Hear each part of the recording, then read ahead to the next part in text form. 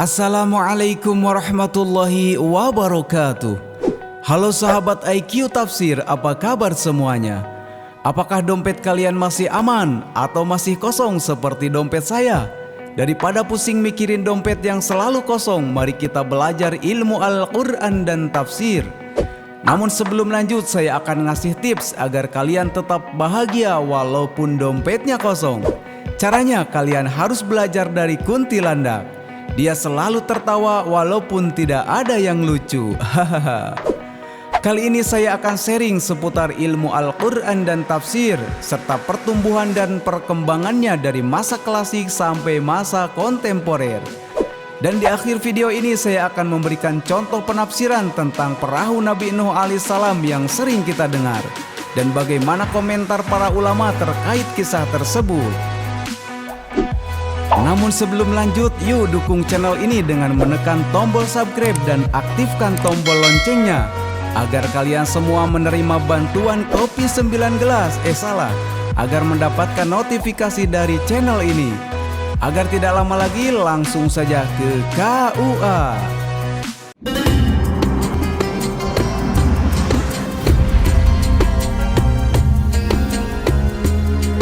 Al-Quran merupakan mukjizat terbesar yang diberikan kepada Nabi Muhammad SAW 14 abad yang lalu. Kemukjizatan Al-Quran berbeda dengan mukjizat yang lainnya, di mana kemukjizatan yang lainnya bersifat temporal atau sementara, yang hanya dapat disaksikan pada zamannya saja. Sedangkan mukjizat Al-Quran selalu berjalan seiring dengan perkembangan zaman. Menurut Abu Hamid Al-Ghazali dalam kitab Jawahirul Quran wa Duraruhu, bahwa pengetahuan yang ada di dunia dan akhirat semuanya telah terangkum dalam Al-Quran. Namun demikian, tidaklah mudah menggali ilmu yang ada di balik teks Al-Quran, apalagi bagi orang yang awam atau bukan orang Arab, yang notabene berbeda bahasanya dengan bahasa Al-Quran. Terlepas dari banyaknya ilmu pengetahuan yang berada dalam Al-Quran, ternyata ada juga beberapa ilmu yang ditemukan di sekitar Al-Quran, seperti asbabun nuzul, maki dan madani, ragam kiroat, dan banyak lagi ilmu yang lainnya. Ilmu tersebut ada yang berasal dari internal Al-Quran yang biasa disebut dengan mahfil Quran, dan ada yang berasal dari eksternal Al-Quran yang biasa disebut mahaulal Quran. Semua itu akan dibahas dalam tema Ulumul Quran. Ulumul Quran merupakan istilah yang terbentuk dari dua kata yang digabungkan, yaitu kata ulum dan kata Al-Quran. Dalam bahasa Arab, kata ulum merupakan bentuk plural atau jamak dari kata ilmun, yang bermakna pengetahuan, pemahaman, atau yakin. Ulum yang dimaksud dalam konteks ini adalah pemahaman atau pengetahuan. Sedangkan Al-Quran merupakan kitab suci umat Islam yang definisinya sudah dibahas di video sebelumnya. Secara terminologi, sebagaimana yang diungkapkan oleh Mana'ul Qattan dalam kitab Mabahith fi Ulumil Quran, Ulumul Quran adalah al-ilmu alladhi yatanawalul ibhathu al-muta'alliqatu bil Qur'ani min haitsu ma'rifati asbabin nuzuli wa jam'il qur'ani wa tartibihi wa ma'rifatil makiyyi wal madaniyyi wan nasikhi wal mansukhi wal muhkami wal mutasyabihi ila ghairi dzalika mimma lahu silatun bil Qur'an. Artinya, ilmu yang mencakup pembahasan yang berkaitan dengan Al-Quran dari sisi informasi tentang asbabun nuzul, kodifikasi, terbit penulisan, ayat-ayat yang turun di Makkah dan Madinah, nasih dan mansuh, muhkam dan mutasabih, dan hal-hal lain yang berkaitan dengan Al-Quran. Jadi ulumul Quran merupakan suatu ilmu yang berhubungan dengan Al-Quran, baik yang berasal dari Al-Quran itu sendiri atau yang berasal dari luar Al-Quran. Menurut As-Suyuti dalam kitab Al-Itqan fi Ulumil Quran, ilmu ini dirintis oleh Abul Fajr bin Al-Jauzi pada abad ke-6 Hijriah. Lalu apa saja ilmu yang terdapat dalam Ulumul Quran? Tonton terus video ini sampai selesai. Mengingat dan menimbang sangat banyaknya ilmu yang berkaitan dengan Al-Quran, maka ruang lingkup pembahasan ulumul Quran pun sangat banyak. Bahkan menurut Abu Bakar Al-Arabi, sebagaimana dikutip oleh Al-Zarqani dalam kitab Manahilul Irfan, sampai 77.450 ilmu. Hitungan ini didapat dari hasil perkalian kalimat Al-Quran yang dikalikan dengan 4 makna, yaitu makna zahir, makna batin, makna had, dan makna matba'. Jumlah ini akan semakin banyak jika melihat urutan kalimat Al-Quran serta hubungan antar urutan tersebut. Jika sisi ini yang dilihat, maka tentu pembahasan ulumul Quran tidak dapat dihitung lagi. Berkenaan dengan ini, para ahli membagi ruang lingkup pembahasan ulumul Quran menjadi 6 pembahasan pokok. Pembahasan yang pertama terkait persoalan turunnya Al-Quran. Bagian ini meliputi 3 hal, yaitu waktu dan tempat turunnya Al-Quran, sebab-sebab turunnya Al-Quran, dan sejarah turunnya Al-Quran. Pembahasan yang kedua terkait persoalan sanad. Persoalan ini menyangkut 6 hal, yaitu riwayat mutawatir, riwayat ahad, riwayat sadz, macam-macam kiroat, perawi dan penghafal Al-Quran, dan cara penyebaran riwayat. Pembahasan yang ketiga tentang kiroat yang meliputi cara berhenti, cara memulai, imalah, bacaan yang dipanjangkan, meringankan bacaan hamzah, dan idgham.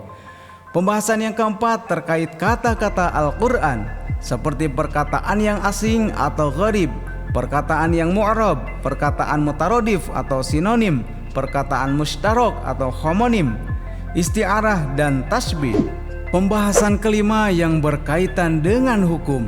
Hal ini meliputi makna umum yang tetap dalam keumumannya, makna umum yang dimaksudkan khusus, makna umum yang dikhususkan oleh sunnah, dan pembahasan seputar nas, dohir, mujmal, mufassal, mantuk, mafhum, muhkam, mutasyabih, muskil, nasih mansukh, dan muqaddam muakhar. Pembahasan yang keenam terkait makna-makna Al-Quran yang berpautan dengan kata-kata Al-Quran. Hal ini meliputi fasol wasol, ijaz itnab, musawat, dan qasar. Itu semua merupakan ruang lingkup pembahasan dalam ulumul Quran. Insya Allah ke depan kita akan membahas dan mengkaji tema-tema tersebut, serta mengkaji tentang penyebaran dan perkembangan ulumul Quran dari masa klasik sampai masa kontemporer. Selanjutnya mari kita simak tentang kisah perahu Nabi Nuh. Apakah kisah ini sesuai dengan penjelasan dari Rasulullah SAW atau justru yang kita dengar adalah kisah yang berasal dari Israiliyat atau Nasroniyat? Makanya tonton terus video ini, jangan sampai di skip. Kisah Nabi Nuh ini dimuat dalam berbagai tafsir, seperti tafsir At-Tabari, tafsir Ad-Durrul Mansur, dan tafsir yang lainnya, yaitu ketika mereka menafsirkan surat Nuh dan surat Hud ayat 37 sampai 42, dan Al-Ankabut ayat 14 dan 15, surat Yunus ayat 71. Dalam kitab tersebut disampaikan nama kayu yang menjadi bahan baku perahu, panjang perahu, lebar perahu, tinggi perahu, dan lantai-lantai perahu. Bagaimana kisah selengkapnya? Mari kita tonton terus video ini. Nabi Nuh merupakan nabi yang termasuk dalam golongan ulul ajmi, yaitu nabi yang memiliki kesabaran dan ketaatan yang luar biasa dalam menyampaikan tugasnya untuk menyeru kepada Allah Subhanahu wa Ta'ala. Kisahnya yang paling populer adalah tentang membuat perahu besar yang dapat menampung makhluk hidup selamat dari banjir besar. Nabi Nuh diutus oleh Allah kepada umat penyembah berhala. Setelah mendapat wahyu dari Allah Subhanahu wa Ta'ala, Nabi Nuh pun menyeru pada kaumnya untuk meninggalkan berhala dan menyembah Allah semata. Sebagaimana yang terdapat dalam Quran Surat Al-A'raf ayat 59 yang artinya, sesungguhnya kami telah mengutus Nuh kepada kaumnya. Lalu Nuh berkata, wahai kaumku, sembahlah Allah. Tidak ada Tuhan sembahan bagimu kecuali Allah. Sesungguhnya aku takut kamu akan ditimpa azab pada hari yang dahsyat, yaitu hari kiamat. Meski mendapatkan banyak penolakan dari kaumnya, namun Nabi Nuh terus berdakwah. Berbagai strategi ia lakukan agar kaumnya mau beriman dan menjadi pengikutnya. Namun sebagian mereka tetap ingkar kepadanya. sebagaimana dijelaskan dalam Quran surat Nuh ayat 5 sampai ayat 9 yang artinya, Nuh berkata, "Ya Tuhanku, sesungguhnya aku telah menyeru kaum siang dan malam, tetapi seruanku itu tidak menambah iman mereka. Justru mereka lari dari kebenaran. Dan sesungguhnya aku setiap kali menyeru mereka untuk beriman agar Engkau mengampuni mereka, mereka memasukkan anak jari mereka ke telinganya dan menutupkan bajunya ke muka. Dan mereka tetap mengingkari dan sangat menyombongkan diri. Lalu sesungguhnya aku menyeru mereka dengan cara terang-terangan, kemudian aku menyeru mereka secara terbuka dan dengan diam-diam." Menghadapi kaumnya yang sangat durhaka, Nabi Nuh pun berdoa kepada Allah Subhanahu wa Ta'ala dan meminta pertolongan, sebagaimana dijelaskan dalam surat Al-Qamar ayat 10 yang artinya, "Maka Nuh mengadu kepada Tuhannya, sesungguhnya aku telah dikalahkan, maka tolonglah aku." Lalu pada surat Nuh ayat 26 disebutkan yang artinya, "Ya Tuhanku, jangan Engkau biarkan seorang di antara orang-orang kafir itu tinggal di atas bumi." Allah pun mengabulkan doa Nabi Nuh dan memerintahkan untuk membuat perahu besar, sebagaimana yang termaktub dalam Quran surat Hud ayat 37 yang artinya, "Dan buatlah kapal itu dengan pengawasan dan petunjuk wahyu kami. Dan janganlah engkau berbicara kepadaku tentang orang-orang yang zalim. Sesungguhnya mereka itu akan ditenggelamkan." Ketika Nabi Nuh sedang membuat perahu, justru kaumnya mengejek Nabi Nuh, sebagaimana dijelaskan dalam Quran surat Hud ayat 38 yang artinya, "Dan mulailah Nuh membuat kapal. Setiap kali pemimpin kaumnya berjalan melewati Nuh, mereka mengejeknya. Nuh pun berkata, 'Jika kamu mengejek kami, maka kami pun akan mengejekmu sebagaimana kamu mengejek kami.'" Setelah kapal tersebut selesai, Allah kemudian menurunkan hujan yang begitu dahsyat hingga menenggelamkan bumi. Sementara Nabi Nuh dan para pengikutnya yang beriman tetap selamat dalam kapal atau perahu. Sebelum perahu selesai dibuat, Nabi Nuh selalu menasihati keluarganya bahwa hanya Allah lah Tuhan yang layak disembah. Ketiga anak Nuh yang bernama Yafid, Sam, dan Ham mau menerima dakwah Nabi Nuh, tapi putra pertama yang bernama Kan'an dan istri Nuh justru menentang pernyataan Nuh. Keduanya berkumpul dengan orang-orang kafir. Bahkan kisah putra Nabi Nuh termaktub dalam Quran surat Hud ayat 42 sampai 43 yang artinya, "Dan bahtera itu berlayar membawa mereka dalam gelombang laksana gunung-gunung. Dan Nuh memanggil anaknya ketika anak itu berada di tempat yang jauh terpencil, 'Wahai anakku, naiklah ke kapal bersama kami, dan janganlah engkau bersama orang-orang kafir.' Kan'an menjawab, 'Aku akan mencari perlindungan ke gunung yang dapat menghindarkan aku dari air bah.' Nuh berkata, 'Tidak ada yang dapat melindungi dari siksa Allah pada hari ini selain Allah yang Maha Penyayang.' Dan gelombang menjadi penghalang antara keduanya, maka Kan'an termasuk orang yang ditenggelamkan." Itulah sekilas kisah tentang Nabi Nuh.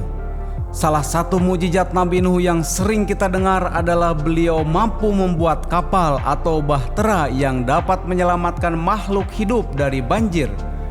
Menurut beberapa riwayat bahwa perahu Nabi Nuh terbuat dari kayu jati yang kuat.